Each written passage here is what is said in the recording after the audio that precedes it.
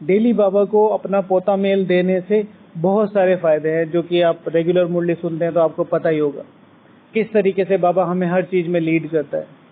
तो ये थोड़ा सा बेसिक चार्ट था।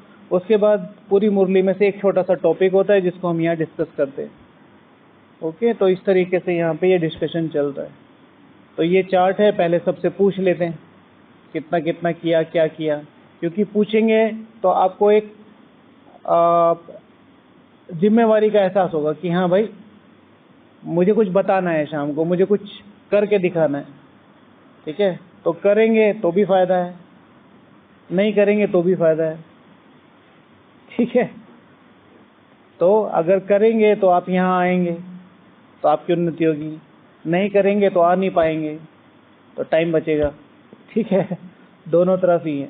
लेकिन विशेष कि मधुबन को किस तरीके से अपने समय को कैसे यूटिलाइज करना है। ठीक है, हमें नियम बना के दिए जाते हैं, प्रजा को नियम बना के दिए जाते हैं। राजा के लिए कोई नियम होता है? आपको सड़क के इधर ही चलना है, राजा बीच में चलता है। ठीक है, इतनी सारी गाड़ियां लेके नहीं चलनी, राजा 200 गाड़ियां एक साथ लेके चलता है। राजा के लिए कोई रेड लाइट होती है? नहीं होती। राजा के लिए कोई छुट्टी होती है? नहीं होती। राजा जब चाहे छुट्टी कर लेता है। तो जो बाबा हमें एक वो जो किंग साइज हमें वो लाइफ दे रहा है, उसको कैसे यूटिलाइज करना है। तो एक है यहाँ बाबा ने कुछ नियमों को बना के दे दिया है। एक है बीइंग अ विश्व महाराजन, मुझे कैसे अपने पूरे दिन को यूटिलाइज करना है और स्ट्रक्चर्ड करना है, कि उसे कैसे स्ट्रक्चर करना है कि अगर आज बाबा मुझे वापस लेने आए, या आज बाबा मेरे से पूछे कि भाई आज के पुरुषार्थ पे राजा घोषित होगा, तो क्या आज का मेरा पुरुषार्थ ऐसा था? अब इसमें योग और पुरुषार्थ की बात नहीं है, वो फिर सेकंड फैक्टर है। पहला कि मैंने करने के लिए सोचा, मैं करना चाहता था जो मुझे करना चाहिए था वो, तो उन चीज़ों को सामने रख के फिर आगे बढ़े।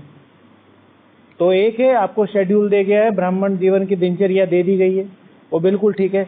लेकिन बीइंग अ किंग, ठीक है, अभी 2024 का चुनाव आ रहे हैं ना, देखो सरकारें 2-2 साल पहले से लगी हैं। Everything is planned.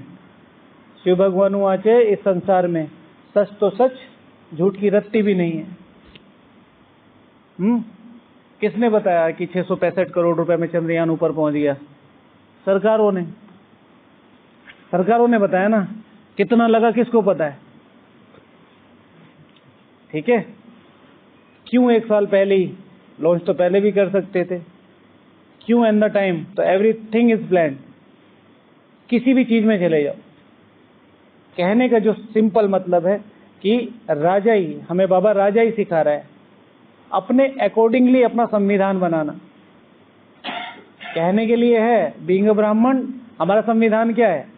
सुबह उठना है, मुरली सुननी है, सेवा करनी है, नुमाशाम करना है, सबसे हंस बोल के बात करनी है, ये संविधान है। लेकिन राजा का सुबह नहीं उठना, एज अर्ली एज पॉसिबल। मुझे शक्ति डेवलप करनी है, टाइमिंग थोड़ा ही होती है।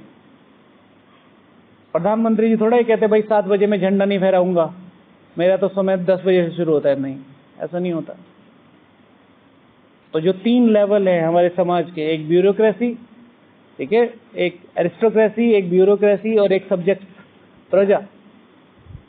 तो ब्यूरोक्रेसी चलती है टाइम टू टाइम, 10 से 5, 10 से 5, 10 से 5। एरिस्टोक्रेसी नहीं, राजा ही नहीं। तो वो राजा ही को अपने अंदर डेवलप करना है। ये नहीं कि मुझे नियमों में बांध दिया तो मैं नियमों में ही बंधा चला जा रहा हूँ। बाबा ने कह दिया कि मुरली करनी है तो जबरदस्ती बैठे ही हैं वहाँ पे, बैठ के कभी व्हाट्सएप चला लिया, कभी फ़ोन खोल लिया, कभी अपडेट्स देख ली। नहीं, हाँ, मुरली माना मुरली, समर्पण। इसी तरीके से योग में ये नहीं कि 6:30 से 7:30 बाबा ने नियम बना दिया तो करना है। मेरा खुद का इंटरेस्ट है, जल्दी से जल्दी 10-15 मिनट पहले कैसे जाके बैठ जाऊं। मुझे बाबा से आज विशेष कुछ टचिंग लेनी है, विशेष कुछ प्राप्त करना है। भोजन में याद है कि ये भगवान का दिया हुआ है। ठीक है, आज नई बात पता चली कि पहले जमाने में चूल्हे को क्या बोलते थे? चौका। ठीक है, चौका। वो चौका छक्का वाला नहीं है, ये चौका चौका वाला है। तो चौका क्यों कहते थे? किसको पता है? शुद्ध साफ करने के लिए। तो वो तो शुद्ध बोलना चाहिए था, शुद्ध चूल्हा। हाँ, व्हाट चार। हाँ, चौका क्यों बोलते हैं? तो उसमें 4 चीजें मिली हुई थी। चौका माना 4 चीजें। तो चौका कहा जाता है जिसमें तन, मन, धन और जन, सात्विक हो, उस चूल्हे को चौका बोला जाएगा। जिसमें तन साफ सफाई से, हाइजीनिक। ठीक है, हमारे यहाँ गोबर से पोतते थे ना, हमारे लिए क्या काम करता था वो? हाँ, एंटीबैक्टीरियल। हाँ, गोबर। तो हाइजीन पे तन मन, ठीक है ना। मन शुद्ध हो, उस समय गुस्से के वातावरण ना हो। ये धन सात्विकता से खरीद के लाया गया। जन खाने वाले, उसे शांति में भगवान को स्वीकार करके खा रहे, तो इसलिए उसको चौका बोलते थे। तो वो जो भोजन है वो कौन खिला रहा है, क्यों खिला रहा है? मैं तो 2-3 दिन पहले मुझे ये संकल्प आया था, कल भी मैंने आप लोगों से शेयर किया था कि भगवान इतनी मेहनत क्यों कर रहा है मेरे पे? भगवान इतनी मेहनत कर क्यों रहा है? कोई तो उद्देश्य होगा। अगर सुप्रीम सत्ता इस धरती पे उतर के आई है, कहां से कहां तक कितने आदमी फैले पड़े हैं, हम मेंटल लेवल पे सोच भी नहीं सकते। जिन्होंने ज्यादा ट्रैवल किया है वो एक बार को कंसीडर कर सकते हैं, दुनिया कहां से कहां तक है। और वहां पे हमारा प्राइम सिलेक्शन हुआ है। भगवान को जब आया तो उसकी पहली प्रायोरिटीज में हम थे, लेकिन हम इसे कितना समझ पा रहे हैं आज की मुरली के अनुसार? तो सुबह सुबह हमने आया था संकल्प, तो उसमें लिखा था मुरली भी लगभग वही थी। ठीक है, कि स्वयं के अस्तित्व को समझने वाले ही ईश्वर के अस्तित्व को समझ पाएंगे।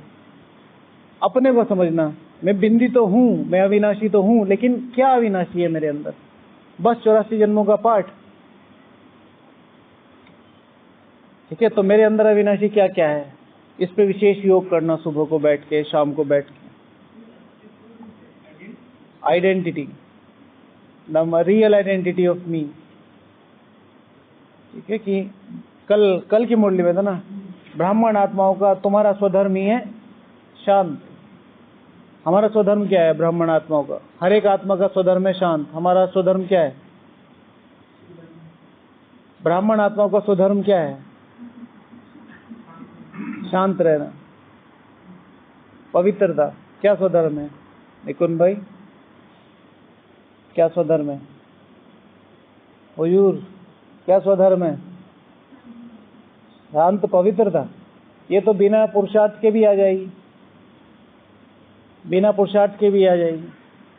अगर आप कुछ भी मत करो, आज कुछ भी मत करो, सारी श्रीमत छोड़ दो, मैं तो कह रहा हूं सारी श्रीमत तोड़ दो, उल्टा चलो, तो भी आप संपूर्ण रूप से शांत और पवित्र बनेंगे ही बनेंगे। संपूर्ण रूप से बात कर रहा हूं मैं।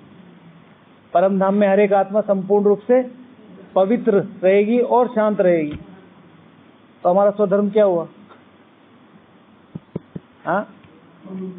हाँ, उमंग उत्साह, ये स्वधर्म थोड़ा ही, ये तो गुण है। क्या स्वधर्म है भाई जी? क्या स्वधर्म है बाबा को? ये तो प्रोसेस है ना। स्वधर्म माना फाइनल आइडेंटिटी, इससे तुम जाने जाते हो। पवित्रता तो दीदी अभी बताया ना, पवित्र आप कुछ भी मत करो तो भी संपूर्ण पवित्र बनेंगे ही। चलो यहाँ पुरुषार्थ से बन जाएंगे, वहां सजाए खा के बनेंगे, लेकिन बनेंगे। ऐसा क्या है जो आ ही नहीं सकता? बस वही एकमात्र चीज है, रियल आइडेंटिटी। हम कहेंगे ना हमारा रियल घर कहाँ है, हमारे जहाँ पे भी नेटिव घर है, ठीक है, लेकिन हम यहाँ पे भी रुक सकते हैं, होटल में भी रुक सकते हैं, बाहर रूम लेके भी रुक सकते, कहीं भी रुक सकते हैं, लेकिन घर हमारा वही है। तो हर आत्मा का स्वधर्म, ब्राह्मण आत्मा का स्वधर्म क्या है? संपूर्ण पावनता, संपूर्ण पावनता, नोट पवित्रता। ठीक है।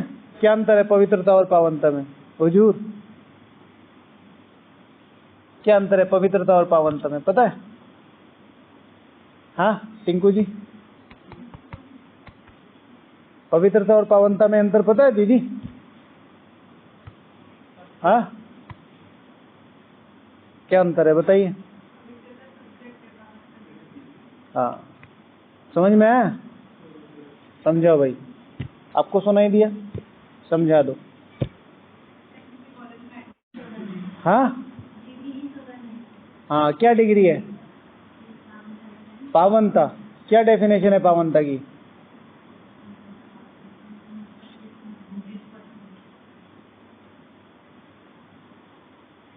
सब्जेक्ट कौन कौन से हैं वो तो बताइए ना, सब्जेक्ट कौन कौन से हैं? तो पवित्रता एक सिंगल गुण है, पावनता डिग्री है। तो पवित्रता एक सब्जेक्ट है, जैसे पवित्रता सब्जेक्ट है, उमंग उत्सव एक सब्जेक्ट है, पढ़ाई एक सब्जेक्ट है, कोई भी गुण एक सब्जेक्ट है। लेकिन पावनता क्या है? सर्वगुण संपन्न, 16 कला संपूर्ण, संपूर्ण निर्विकारी, मर्यादा पुरुषोत्तम। ठीक है ना? डबल अहिंसक, अहिंसा परमो धर्म। ठीक है, तो ये कंप्लीट हमारी पावनता है, जिसे बाबा ने रियल आइडेंटिटी दिया है। जो कोर्स होते ही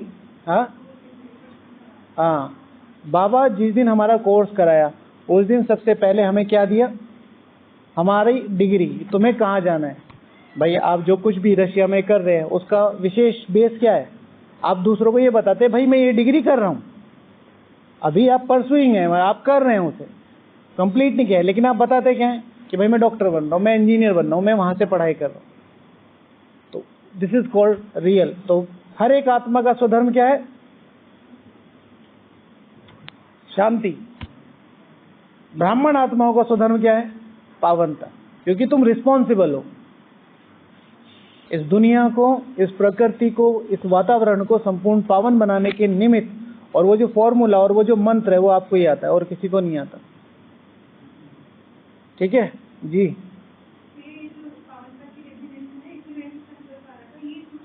आज बाबा ने विशेष जो आज का टॉपिक है उसमें था कि बाबा ने कहा था कि तुम्हारा कौन सा संन्यास है? राजयोग। हाँ तुम राजयोगी सन्यासी हो। ठीक है, तो इसमें टॉपिक बनाया था कि राजयोगी सन्यासी अर्थात क्या।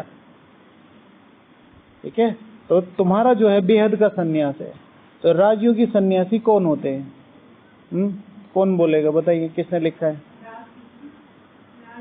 राजयोगी सन्यासी। हाँ एक होता है वो वाले सन्यासी, ये है राजयोगी सन्यासी जो राजयोग सिखाते हैं, राजयोग सीखते हैं। लिखा है? बताइए। हाँ जैसे वो लोग सन्यास करते हैं, बाहर के जो सन्यासी हैं वो सन्यास करते हैं, तो वो कहाँ जाते हैं? एकांत में रहते हैं। तो इसी तरीके से हम कौन है? राजयोगी सन्यासी। राजयोगी सन्यासी अर्थात यथार्थ सन्यास। तो एकांतवास, ठीक है ना, एकलवास और अंतर्मुखता का वास। ठीक है, solitude to silence to introvert. ठीक है, तो पहले शुरू करना है साइलेंस। मुझे अपने आप को एकांत पे ले जाना पड़ेगा। तो एकांत माना दो तरीके के, एक है सॉलिट्यूड। सॉलिट्यूड आप कहीं अकेले में चले गए जब मनुष्य नहीं है, प्रकृति है, आप अकेले, दिस इज कॉल्ड सॉलिट्यूड। लेकिन आपके अंदर बहुत हलचल है, आपके संकल्पों में बहुत हलचल है, आपकी बातों में बहुत हलचल है, आप परेशान हैं आप पार्क में। तो सॉलिट्यूड। देन आप साइलेंस में हैं, आप एकांत में हैं या एकांत में नहीं है, आप यहाँ बैठे हैं, सब लोग बोल रहे हैं, चाल रहे हैं, लेकिन आप एक इनर सुख में हैं। अब वो सुख किसी भी तरीके का हो सकता है। एक है स्पिरिचुअल सुख कि आप परमात्मा के साथ हैं, आप अपने आप को परमात्मा से कनेक्ट कर सकते हैं, आप महसूस कर सकते हैं भगवान मेरे साथ है, ये है आध्यात्मिक सुख। दूसरा, बहुत दिनों से आपको कोई चीज की प्राप्ति थी, तो दूसरा है साइलेंस। साइलेंस में क्या है कि हम लोग कहीं भी हैं लेकिन इनर सुख में हैं। जैसे कि मैं बता रहा था आपको, किसी चीज की बहुत दिनों से प्रतीक्षा थी, जैसे बहुत दिनों से आपकी जॉब नहीं लग रही है, अचानक से एक बहुत अच्छी जॉब का ऑफर आ गया, और अब आप सुकून से बैठे हैं, दिस इज कॉल्ड साइलेंस। फिर एक है स्पिरिचुअल साइलेंस, अंतर्मुखता। तो एकांत में भी हैं, सुखी तो हैं ही, लेकिन अंतर्मुखता के हिसाब से वो वाइब्रेशन दूसरों को डिलीवर कर पा रहे हैं। हाँ, दूसरों के लिए भी डिलीवर कर पा रहे हैं। एक है मेरा खुद का, एक है दूसरों का। ठीक है, तो वो अंतर्मुखता। तो वो सन्यासी साइलेंस में रहते हैं, एकांत में रहते हैं। हम कहाँ रहते हैं? स्पिरिचुअल उसमें, जिसमें एकांत प्लस साइलेंस प्लस अंतर्मुखता हो। अंतर्मुखता मतलब अपने आप को अपडेट करना, चिंतन करना, नई चीजों को इनोवेट करना। जैसे बाबा ने योग लगाना सिखाया, लेकिन ब्रह्मा बाबा ने उसे सिंपल करके समझाया चिंतन के आधार पर। ओके, तो जैसे वो सन्यासी एकांत में रहते हैं, ऐसे हमें यहाँ अपनी अंतर्मुखता में रहना है। और तपस्या, जो बाहर के लौकिक सन्यासी होते हैं, दो चीजें उनके लिए गाई जाती है, त्यागी होते हैं और तपस्वी होते हैं। त्यागी होते हैं, तपस्वी होते हैं। राजयोगी सन्यासी अर्थात बुद्धि से त्याग और तपस्या करने वाले, सांसारिक रूप से तो कर नहीं वाले। तो त्याग वो चीजें नहीं कि मैंने घर छोड़ दिया, मैंने परिवार छोड़ दिया, ये वाला त्याग नहीं चाहिए, ये वाला त्याग नहीं चाहिए। वो चीजें जो आपके पास हैं, वो जो सारे संबंध आपके पास हैं, उनका बुद्धि से त्याग करना कि ये मेरे लिए यथार्थ हैं, मुझे इनकी सेवा करनी है, पर इनका रियल रिलेशन भगवान से है। तपस्या ये नहीं कि मुझे आज 8 घंटा योग कर लिया, कल 20 घंटे योग कर लिया, फिर 6 दिन की छुट्टी। तपस्या का मतलब है कि आपको किसी एक ऐसी तप से गुजरना पड़ रहा है, हीट से गुजरना पड़ रहा है, जहां आपके पास समय नहीं है, फिर भी आप भगवान के लिए अपने को समय दे रहे हैं। आपका पूरा शेड्यूल बिजी है 12 से 20 घंटे का, लेकिन उसमें भी 1 घंटा निकाल के आप भगवान को दे पा रहे हैं, उस श्रद्धा और उस भावना से। दिस इज कॉल्ड तपस्या। और उसमें भी बैठ के तपस्या करना बहुत ज्यादा जरूरी है, बहुत ज्यादा जरूरी है। वर्तमान समय के हिसाब से बहुत ज्यादा जरूरी है तपस्या। तो वो लौकिक सन्यासी क्या होते हैं? त्याग और तपस्या करते हैं। यहाँ की त्याग तपस्या कौन सी है? बेहद की। यहाँ तप करना है किस चीज को? अपने गुणों को, ठीक है ना, इनकलकेट, अपने अंदर धारण करने का। वो लोग तपस्या किस लिए करते हैं? ठीक है, अपने को साधने के लिए। ठीक है, और हाँ, वहां पर एक की याद में वो लोग एक के इष्ट, एक ही उनका इष्ट होता है जिसकी वो भक्ति करते हैं। और उसकी भक्ति करते करते करते, जैसे नॉर्मली सारे शास्त्रों में सबसे फेमस कौन है, किसकी तपस्या करते थे? शिव या ब्रह्मा जी, दोनों में से एक। ठीक है, जोन सा भी ऑफर खुल गया तो सीधा वरदान। देखा है ना शास्त्रों में, ब्रह्मा जी आ जाएं या शिव जी आ जाए तो उनसे ऐसे ऐसे वरदान मांगते थे। ब्रह्मा जी भी सोचते थे कि मैं क्यों आया, हाँ मुझे मरना नहीं है, मुझे कोई ना मार सके, हाँ मुझे आप भी ना टच कर सको, ऐसी ऐसी चीजें बताते हैं ना कि भगवान भी नहीं मुझे टच कर सकता। तो वो जो तपस्या का लेवल है, उस लेवल पे ले जाना। लेकिन हमारा जो बेहद का संन्यास है, उसमें क्या है कि हम अपने गुणों को अपने अंदर धारण करने की कोशिश करते हैं कि हाँ इससे वाइब्रेशंस बने, इससे प्रकृति अपलिफ्ट हो। अपने लिए नहीं है, पर्सनल अपने लिए नहीं है, ये प्रकृति के लिए है, ये सर्व मनुष्य आत्माओं के लिए है। ओके जी, जी नशे में रहेंगे किसके?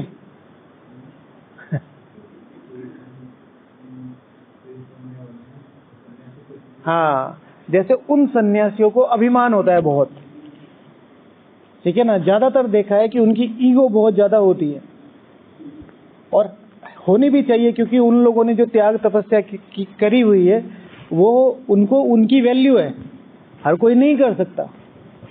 लोग मजाक में बोल देते हैं कि अच्छा अब सन्यासी बन गया। सन्यासी बनना इतना आसान नहीं है, ठीक है ना। वो जीवन जीना, एकाकी होके वो जीवन जीना, ठीक है। तो उनको अपना अभिमान होता है, ईगो होती है। यहाँ पर अपना सन्यास, तो ये जो बताया कि उनको अपना ईगो जो नशा होता है, वो हो नशा है स्वमान का। मैं भगवान के साथ देने वाली आत्मा हूँ, मैं भगवान के लिए कार्य करने वाली। सारी दुनिया भगवान से काम ले रही है, भगवान मेरे से काम ले रहा है। और उस नशे में फिर अपने आप को गुणों और शक्तियों से अपलिफ्ट करते रहना डेली डेली। भगवान से सब कुछ लेने के लिए योग के साथ, योग की मेहनत के साथ साथ भावनाएं बहुत ज़्यादा जरूरी है। जितने भी सन्यासियों को साक्षात्कार हुए, आज बाबा ने कल 2 के नाम लिए थे, कौन कौन?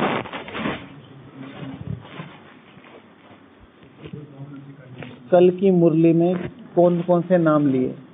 नारद और मीरा जी, और दोनों की ही भावनाएं देखो। हाँ, भावना की बात कर रहा हूं मैं, योग में भावना की बात कर रहा हूं, सन्यासी की बात नहीं कर रहा। कि भगवान को अगर भगवान से सब कुछ प्राप्त करना है तो उनके पास ज्ञान नहीं था, उनके पास भावना थी।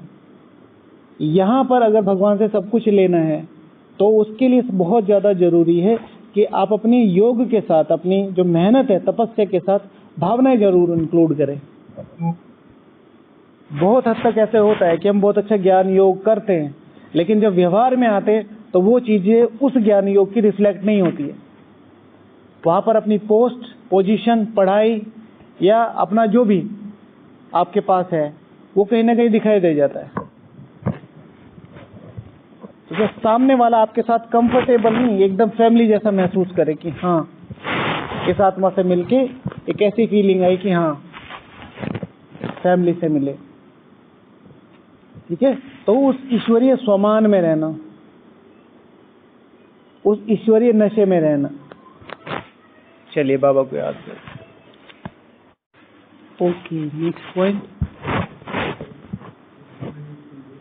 हाँ ठीक है, 2 चीजें जो बहुत इंपॉर्टेंट है कि वो जो सन्यासी हैं अपने धारणाओं पे और नियमों पे बहुत ज्यादा स्ट्रिक्ट होते हैं, ठीक है। कुछ भी हो जाएगा, आंधी तूफान, आपने देखा है, सबने सुनी होगी जो अभी भारत में थे कि कितना पानी आया। अब क्योंकि हमारे आसपास का लौकिक वहां से है तो इतनी ज्यादा पानी ही पानी था, लेकिन जो कावड़ यात्री थे, शिव के भक्त थे, वो पानी में से निकल के गए। और ऐसे वैसे पानी नहीं है, कमर तक पानी, कमर तक पानी, लेकिन जाते रहे, नंगे पैर जाते रहे। तो नियम और धारणाएं ये बहुत ज्यादा जरूरी है। इसी तरीके से हम राजयोगी सन्यासी हैं, तो राजयोगी सन्यासी अर्थात अपने नियम, ठीक है, जिसमें मुझे ये पता हो कि ये मेरे लिए है। शिव भगवान वाच है, तुम नियता के बच्चे हो, जो हम यहाँ नियम बनाएंगे वो नियम वहां चलेंगे। नियम और फिर धर्म, ठीक है ना, वो अपने नियम धर्म नहीं छोड़ते। यहाँ धर्म माना धारणाएं, अपनी धारणाएं नहीं छोड़ते वो बिल्कुल भी। नीचे बैठना है तो नीचे ही बैठेंगे, ये खाना है तो यही खाएंगे, ये नहीं खाना है तो ये नहीं खाएंगे। हमारे यहाँ कई बार जैन मुनि जी आते हैं, नहीं बैठते हो, नीचे बैठते हैं, उनके लिए स्पेशल बनाना पड़ता है। कई बार जैन भाई बहनें आते हैं, उनके लिए बनाना पड़ता है। तो बाहर के लोगों में इतना डेडिकेशन है। हमारे यहाँ ब्राह्मण परिवार में सबसे बड़ी कमियां, जैसे कोई पूछेगा तो कहेंगे पवित्रता की कमी, कोई कहेगा कि वातावरण की कमी, कोई कहेगा किसी चीज की कमी। One of the biggest loop hole जो हमारे ब्राह्मण परिवार का है वो है नियम। नियम 2-4 दिन, 6 दिन, 8 दिन, महीना, साल भर करेंगे, उसके बाद बोरियत फील होने लगती है। और बोरियत क्यों फील होती है? क्योंकि उनसे कोई करा रहा है, वो कर नहीं रहे। आपको किसी को विनाश का डर हो गया, किसी को इसका डर हो गया, किसी को 84 जन्मों का डर हो गया। उसके पीछे की हिस्ट्री देखो कि उसमें कितना आनंद है कि पूरे 5000 साल में ये मौका मिला है मुझे भगवान के साथ वो जीवन जीने का। वो बात 84 जन्म की नहीं है, वो तो ऑटोमेटिक प्रोसेस है। ये जीवन जीने का है, ये वाला। या कोई करा रहा है तो करते नहीं है, तो डेली डेली फिर वही बोरियत ही फील होगी। देखो आप कल ही देख लेना, इस डिस्कशन की तो बात ही नहीं कर रहा, मुरली में जाके देख लेना, जाते ही सबसे पहले मोबाइल निकलता है। बहुत करके सेंटर्स पे तो इतना ज़्यादा तब था नहीं जब मैं यहाँ आया, लेकिन बिल्कुल स्ट्रेट होके सुनना चाहिए। कोई बहुत इंपॉर्टेंट चीज़ है तो बात अलग है, नहीं तो बिल्कुल स्ट्रेट होके बाबा के साथ 8-10 पॉइंट बहुत ज़्यादा जरूरी है। नियमों को पकड़ के रखो, नियम पार कर सकते हैं। जिसको लगता है मेरा पुरुषार्थ नहीं होता, जिसको लगता है मेरा योग नहीं लगता, जिसको लगता है मेरा व्यर्थ बहुत चलता है, जिसको लगता है मैं कुछ कर नहीं पाऊंगा, वो सिर्फ एक चीज पकड़ के रखे, नियम, करता रहे। आज जिसको लगता है हमारा क्या होगा ठीक है, बाबा कहते हैं ना, कौन सा गाना था, दुखियों पे रह कुछ रहम करो। हाँ आज था वो, बाबा कहते हैं आए हैं तेरे दर पे, ठीक है ना, हम जिंदगी मिटाने, तू देखे या ना देखे, तू जाने या ना जाने, मरने के बाद होगा चर्चा तेरी गली में, जीना तेरी गली में, मरना तेरी गली में। ठीक है, तो ये क्या है, वो बेस है, उन्होंने वो बेस बना रखा है। ठीक है, तो उस बेस के आधार पे उन लोगों ने वो चीज जी है। तो हमारा सबसे बड़ा क्या होता है, आज अमृत वेला है, कल नहीं है, आज मुरली है, कल नहीं है, कल है भी तो ले दे के है। मुझे मुरली में ये 4-5 चीजें फॉलो करनी ही है, मुझे ये मुरली की ये चीजें पकड़ के रखनी ही है, मुझे मुरली को इस तरीके से डेवलप करना ही है। वो जो डेडिकेशन लेवल है वो अपलिफ्ट नहीं हो पाता, तो फिर वो धीरे धीरे नियम हल्के होते चले जाते हैं, फिर ब्रेक होने लगते हैं, और ब्रेक के बाद वो पूरी तरीके से हट जाते हैं। तो राजयोगी सन्यासी अर्थात अपने नियमों और धर्मों पे, अर्थात धारणाओं पे ज्यादा ना हो, बेसिक 5 धारणाएं हो जो बाबा के नियम बने हुए हैं। एक वीक करके देखो, अपलिफ्टमेंट नहीं मिलती है तो 4 पे पकड़ लो। ऐसा हो ही नहीं सकता कि अगर आप रेगुलर हैं तो। हमारे यहाँ सबसे बड़ी प्रॉब्लम में से एक ही है। और जिसने भी अपने नियम पकड़ के रखे हैं, जैसे दुबई से कोई गुरु आए थे यहाँ, तो दादी जी से मिले, तो मतलब वो वर्ल्ड टूर करते रहते हैं, तो इंडिया के ही थे, तो वो चले गए। फिर दादी ने उनके बारे में बताया जो भी चीजें होती रही आपस में। तो दादी जी से हम लोगों ने पर्सनल मुलाकात की थी इस चीज के बारे में कि दादी हमें पता है कि इतना सब कुछ चल रहा है सारा ना, चारों तरफ जो आध्यात्मिक संस्थाएं वो नीचे जा रही हैं, ठीक है, चीजें, हमारा जो यज्ञ है वो कैसे अपलिफ्ट हो रहा है, हम इतने सालों से चले जा रहे हैं, तो उसका विशेष कारण क्या है। तो दादी जी ने बोला था योग, सहयोग और नियम। योग, सहयोग और नियम। पहला तो योग, उससे वातावरण बनता है, एक दूसरे को सहयोग। इतनी बड़ी मशीनरी चल रही है, ठीक है, दादियां बैठी हैं, क्या रोज वो ऊपर आ रही है देखने के लिए? साल में शायद एक बार भी चक्कर नहीं लगता होगा। बड़े बैठे हैं, कौन कौन आ रहा है? कोई नहीं आ रहा। सहयोग, एक दूसरे का सहयोग, वो करने की भावना। और नियम, द रूल्स, ठीक है, जितना ज्यादा मैं अपने नियमों पे अडिग रहूंगा उतनी ही ज्यादा मैं पावरफुल बन पाऊंगा।